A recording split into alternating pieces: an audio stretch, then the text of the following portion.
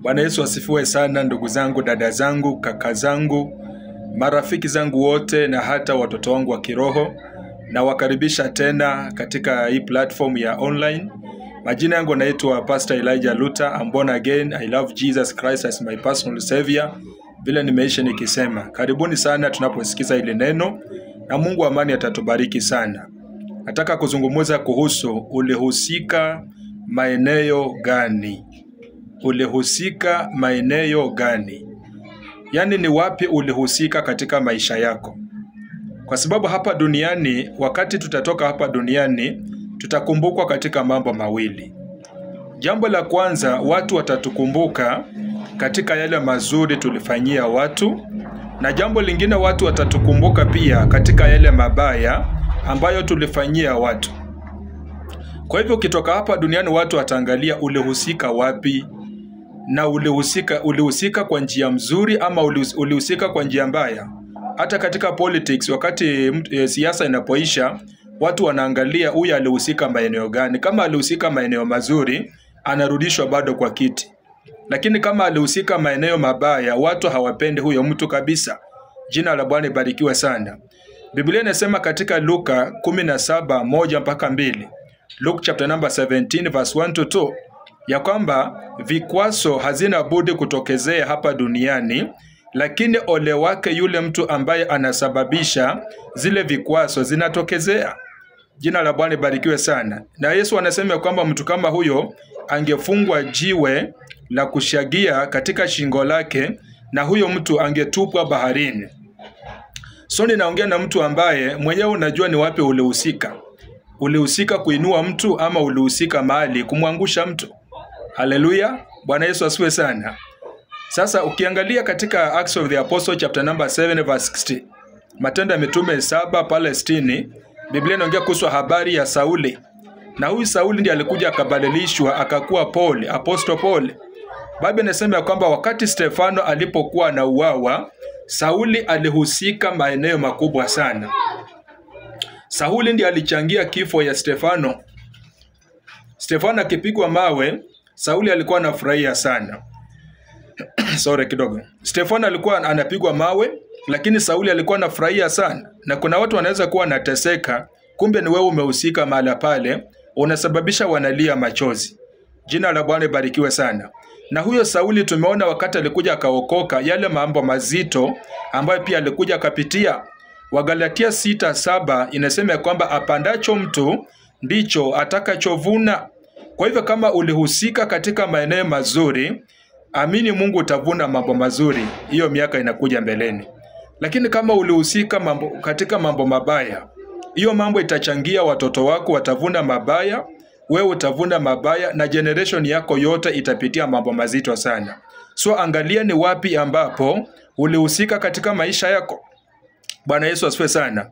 Biblia inasema katika Proverbs chapter number 3 verse 30, Mithali 3:30 inasema kwamba usishindane na mtu bila sababu yoyote. Yaani usipigane na mtu ambaye hajakukosea. Usiende kuharibia mtu maisha, mtu ambaye hana hatia na wewe. Wewe umepata mtu akiendelea vizuri, umepata mtu akikaa vizuri, huyu mtu hajakukosea mahali popote, unaenda unamharibia maisha. Jamani, hata Mungu akiwa mbinguni hawezi akafurahia. Roho Mungu anauliza mchana wa leo, ulihusika maeneo gani? Ni maeneo mazuri ama ni maeneo mabaya? Jina la Bwana libarikiwe sana. Proverbs chapter number 17 verse 13. Biblia inasema kwamba arudishaye mabaya badala ya mema, mabaya hayataondoka nyumbani kwake. Hiyo ni Mithali 17:13. Eti mtu amekufanyia mambo mazuri, mtu amekusaidia mahali pakubwa, alafu wewe unakuja kumlipa ubaya.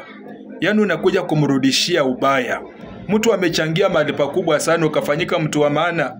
Watu wakaanza kukujua, wakaona wewe ni mtu wa maana kabisa. Kitambo haukujulikana, kitambo ulikuwa mtu hohehahe, lakini sasa at least watu wanakuheshimu. Huyo mtu badala ya kumrudishia mema, unaenda kumrudishia mambo mabaya. Bwana Yesu asifiwe sana. May God have mercy. Mungu atusamehe sana kule tumehusika mahali pabaya. Na wale umehusika katika upande mzuri, Mungu awabariki sana. Jina la Bwana libarikiwe sana. Kuna watu wanahusika kuharibia watu kazi. Unapata kazi ya mtu inaendelea vizuri, Unaanza kuchimba huyo mtu kisiri. Unaambia wateja wake, msiende pale, msifanye hivi, msifanye hivi, msifanye hivi. Kazi ya mtu inakuja inaharibika bure. Na ukumbuke kwamba apandacho mtu atavuna. Bwana Yesu asifiwe sana. Kama ulihusika kuharibu kazi ya mtu, hata yako itaharibiwa. Haleluya. Wengine mumehusika kuharibu masomo ya watoto. Haleluya. Mtoto alikuwa anasoma vizuri kwa shule, ukahusika ukaharibu masomo yake. Hata ukachangia, ukaongea vitina kwa walimu ya kwamba mzazi wake si mzuri, hajui kulipa school fees ya kwa namna hivi, ukachangia mtoto akakuja akafukuzwa shule. Na wewe unajua kabisa ni wewe ulihusika mahali pale, huyo mtoto akaingia kwa shida. Wengine mumehusika kuharibu ndoa za watu. Bwana Yesu asifiwe sana. Unaona watu wanakaa vizuri, wewe unaanza kuchimba mume wa mwenzako kisiri. Wewe unaanza kuchimba mke wa mwenzako kisiri. Haleluya. Hayupo naongea na mtu, hayupo Roho Mungu anaongea na mtu katika mchana wa leo. Ndoa watu wanaishi vizuri, wewe unahusika unaenda kuharibu ndoa ya mtu. Wakati ndoa imeharibika, wewe unaanza kufurahia kabisa. Roho wa Mungu anauliza, ulihusika maeneo magani? Maana kile ulipanda utavuna siku moja. Jina la Bwana barikiwe sana. Kuna wengine wamehusika kuvunja makanisa. Uliingia kanisani ukipata kanisa linaendelea vizuri, kwaya ilikuwa sawa, praise and worship ilikuwa sawa, intercessor ilikuwa sawa. Haleluya. Watu walikuwa wanaendelea vizuri sana. Lakini wakati ulipoingia katika hiyo kanisa, ukaanza kuchimba watu pale, ukapeana vitina mpaka kanisa likaisha. Roho Mungu anauliza mchana wale, ulihusika maeneo gani? Ni maeneo mazuri ama ni maeneo mabaya? Haleluya. Nimekuja katika upendo, sijakuja kwa vita. Ni neno tu Mungu amenipatia niwaletee, ujue ni wapi umehusika. Kuna wengine umehusika upande wa afya. Umechangia afya ya mtu imeharibika sana. Wewe ulijua kabisa uko na ugonjwa. Badala hata ungeambia huyu mtu mimi niko na ugonjwa, unaenda na yeye na unajua kabisa uko na ugonjwa, unaambukiza mwenzako ugonjwa. Unaambukiza mtu wako innocent. Hajakukosea mahali popote. Si yeye ametafuta, wewe umemtafutia, umemletea. Hiyo ni mbegu ulipanda na utakuja kuivuna siku moja. Bwana Yesu asifiwe sana. Wengine mmehusika kuharibu watoto wa watu. Mzazi amesomesha watoto, wamefika university. Umehusika kuroga watoto wa watu. Watoto wako na vyeti lakini hawana kazi. Wanaishi kama watu zuzu.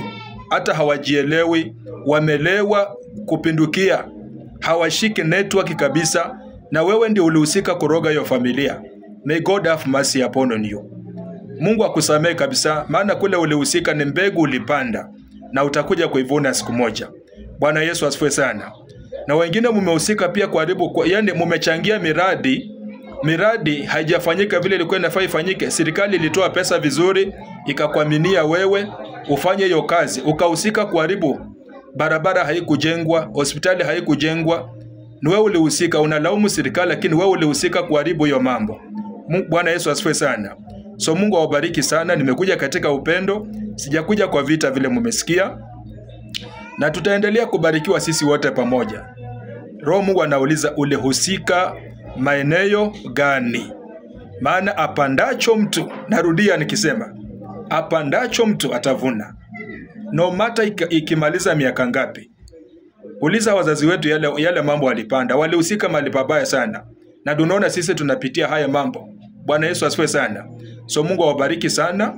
Nashukuru Mungu sana kwa vile mnanifuata, mnasimama na mimi kabisa. Kufuata video zangu sio rahisi.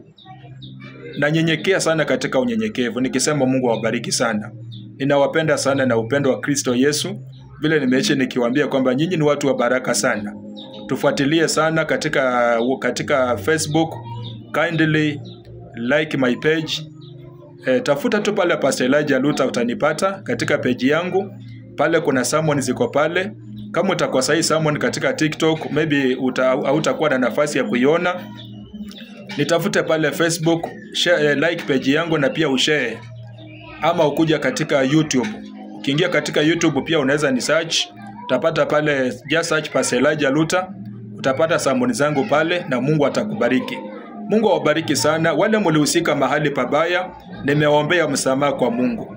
Mungu awasamehe kabisa, asamehe generation yenu, awabariki na waonekanie. Na wale mlihusika mkasababisha watu wakafaulu kwa maisha, nimeinua mikono yangu juu na nimewabariki na nimewabariki. God bless you. God bless you. Shalom.